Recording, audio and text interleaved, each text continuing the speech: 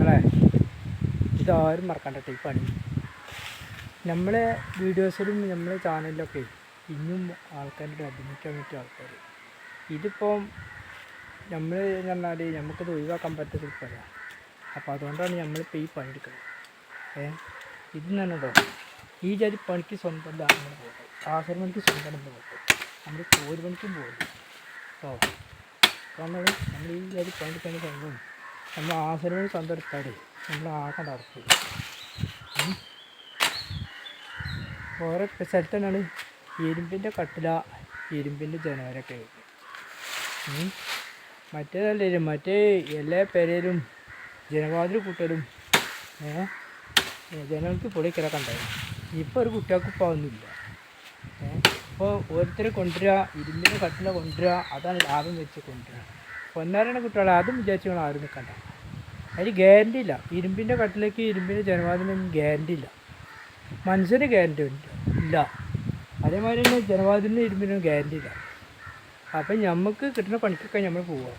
ജീവിക്കാൻ പഠിച്ചില്ലെങ്കിൽ ഇങ്ങനെയൊക്കെയുള്ള പണിയൊക്കെ തൊഴിലും പണി ഇട്ടാണ്ട് ജീവിക്കുക. അല്ലാത്തൊരു പേരയിൽ വട്ടം കറങ്ങി നടക്കേണ്ടി വരും. പണി ഉണ്ട് വെച്ചാൽ അന്ന് പണിയില്ല, ഏറ്റവും പണിയൊക്കെ കഴിഞ്ഞു, ഇനി എവിടെയും കിട്ടിയിട്ട് വേണമെന്നറിയും.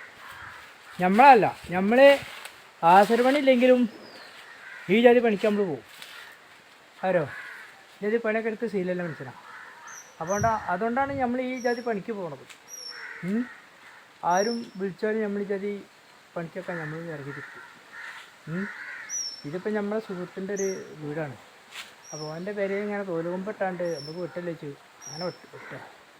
ഇത് വെട്ടാതൊക്കെ പറ്റില്ലല്ലോ നമുക്ക്.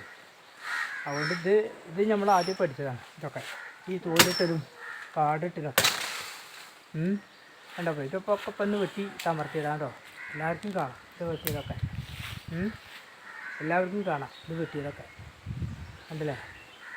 അപ്പം ആരും മറക്കണ്ട, ഈ ജാതി പണിക്കും കഴിഞ്ഞിടത്തോളം എല്ലാവരും ഓരോരോ പണിക്ക് തിരിയുന്നല്ലാണ്. ആരും വെറുതെ നിന്നിട്ട് ഒരു കാര്യമില്ല. ഇനി ഒരു പണിയില്ലേ മറ്റേ പണിക്ക് തിരിയുക. ഒരു ദിവസം 2 ദിവസം പോയിട്ട് എനിക്ക് അങ്ങനെ ഇത് പരിപാടി എനിക്ക് ഇങ്ങനെ, അത് ആരും പറയുന്നത് അല്ല, പറയുന്നവരുണ്ടാവും കേട്ടോ, നമുക്കൊന്നുമില്ല. എല്ലാവരും ഒന്ന് കരുതിക്കൂടി. ഇപ്പോൾ ഇരുമ്പിൻ്റെ കട്ടിലും ജനവാതിലും പിന്നെ പൊളീൻ്റെ പണിയൊക്കെ തന്നെ വരുന്നത്. ആ ഇരുമ്പിൻ്റെ കട്ടിലുമ്പോൾ തന്നെ ജനൽപ്പൊടി വരുന്നുണ്ട്. ഗ്ലാസും ഒരു ഇതിൻ്റെ പണിയുള്ളൂ. അപ്പോൾ എല്ലാവരും ശ്രദ്ധിക്കുക. കാരണം മനുഷ്യന് ഗ്യാരണ്ടി ഇല്ലാത്ത കാലമാണ്. അതുകൊണ്ട് ആരും ബേജാറാവണ്ട. എല്ലാവരും പറയും ഇതാണ് ലാഭമെന്ന്, അതൊക്കെ വെറുതെയാണ്. കുറച്ചുകൂടി കഴിഞ്ഞാൽ എല്ലാവർക്കും അറിയാം എന്താ അവസ്ഥ എന്ന്. ഓക്കെ, ആരും മറക്കരുത്.